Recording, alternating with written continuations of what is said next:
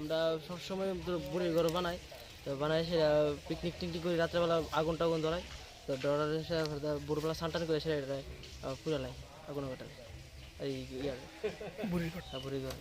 বুড়ির ঘর বানিয়েছি আমরা, রাত্রেবেলা পিকনিক করুম, পিকনিক করে সবাই মিলে সকালে উঠে ঘুমের থেকে ছান টান করে আগুন টাগুন ধরা মুটরে ধরে চুলটারে গরম করুম।